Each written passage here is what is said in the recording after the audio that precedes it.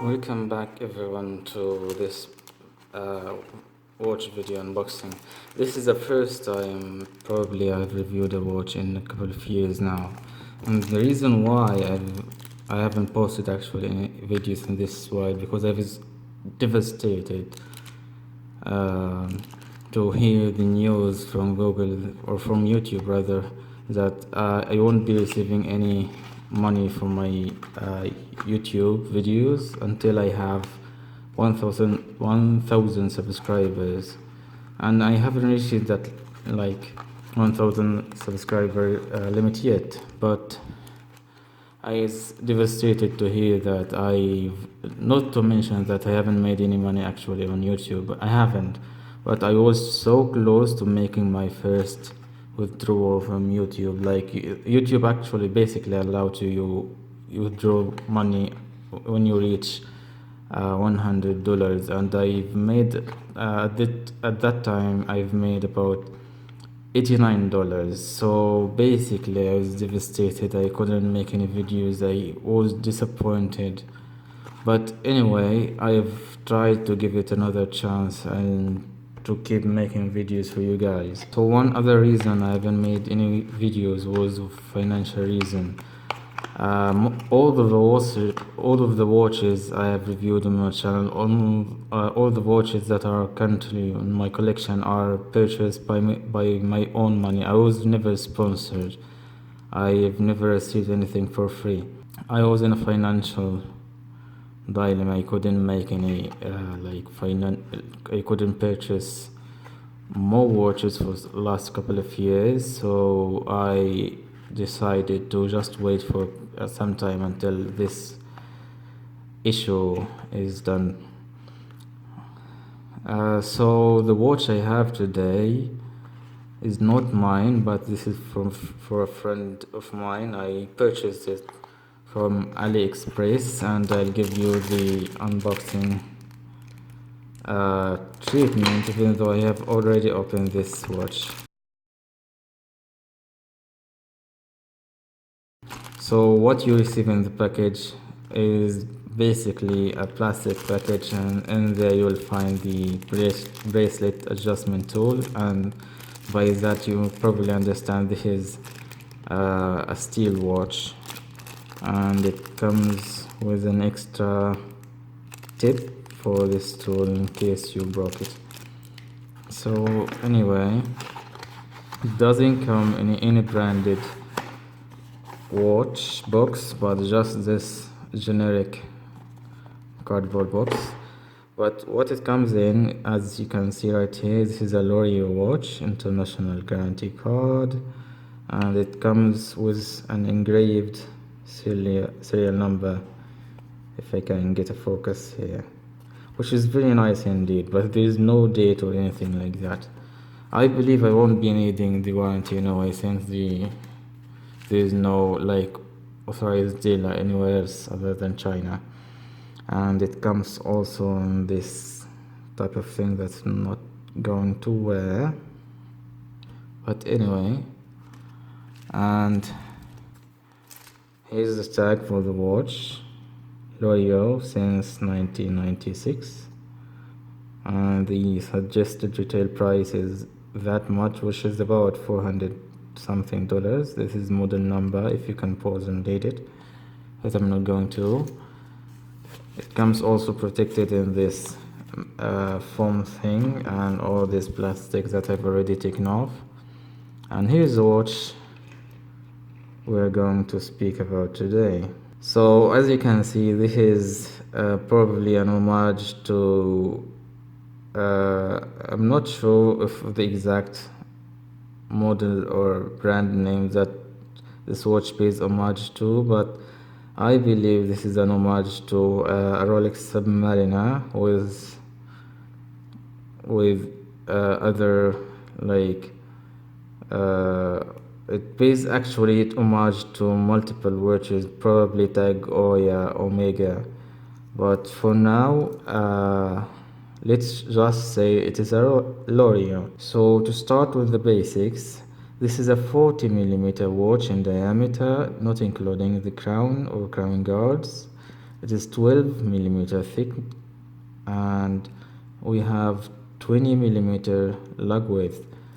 From lug to lug, I believe this is 48mm, so it should be very nice. But as you can see right here, not like the Rolex Submariner, there is a very nice curvature to the case, which makes it very comfortable in the wrist, as we will see later in this video. We have 120 click rotating bezel, which has very nice action. There's a little back play. We have a sapphire crystal with a magnifying window here, which does a decent job, probably 1.5 or 2 times magnification, but it is good for the price of the watch, which is about $86, I believe, right now. I purchased it at a discount. Sometimes there was a sale, and it was for $80. And this crystal is actually a sapphire crystal, and I'll pop you the water drop test that I've done on this watch to prove that it is actually a sapphire, or at least sapphire coated crystal. And this is very nice indeed. At this price, again, we have a brushed case on the top. This is a vertical brushing and very nicely polished sides with fine edges, if you can see it right here. For the bracelet, we have brushed side links and polished mid links. We have a deployment clasp with 2 pushers for safety. This is one of the downsides I could consider for this watch. I believe they could upgrade to like a scissors clasp or milk clasp for just better quality. But again, you get the benefit of that. It is thinner, I believe it is thinner than scissors clasp. And you also have push pins for the bracelet, which is 25 centimeters, which is could be good enough for 8.5-inch wrist. Next, we have solid end links, which is very nice again, but no drilled lugs. I shouldn't be asking for one at this price. And the star of the show today is this movement, which is the Miyota 8215. The dial is actually textured with applied indices, loomed indices also, and hour and minute markers, and you have a loom pip right here at the seconds. We have a minute track around the dial, but if you can see it right here, we have a textured dial with Shark Series and this little fish, and we have also 200 meters of water resistance, thanks to the screw down crown, which has an L signed crown. And as you can see, the winding of the watch is very smooth. There's no problem with that. The second step of the crown, you can adjust the time right here, no problem, which is very smooth as well, and it feels quite secure. And if you pull it one click further, you know that this is a Miyota 8215. There's no hacking on this movement, but anyway, you can just adjust it here, and you have the ghosting when you pull the time backwards. As you can see, the second hour stops, and the screw down crown again to give you that 200 meter water resistance. The bezel action is actually very nice, very solid, and you have almost no play at all. The bezel insert, I believe this is not a ceramic bezel, but I believe this is some kind of stainless steel. The whole watch is actually made of stainless steel, and it feels very solid. I believe this is 160 something grams, unsigned for my wrist. Speaking of that, I am rocking today my Tissot Classic. on this black and white NATO strap. But for that, I'm going to try my new watch, not my new watch, my friend's new watch. But anyway, here's how it looks. So here's how it looks on my 6.5-inch wrist. As you can see, it is very nice, very good looking watch. And the bezel actually aligns, not time most of cycle watches.